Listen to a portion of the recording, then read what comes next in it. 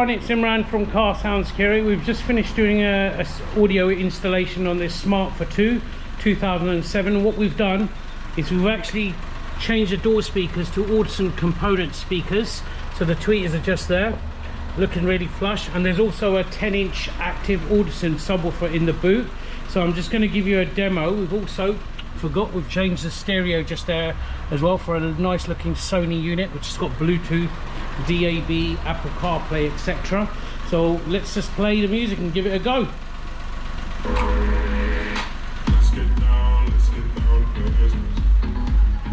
Sounds absolutely clean. This is moving a bit.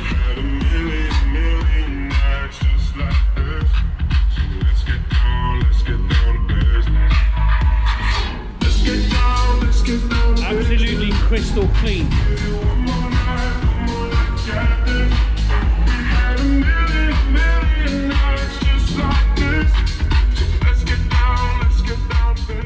Perfect. If you're interested in upgrading your Smart for 2 or any other vehicle you may have, then give us a call on the contact details after the video.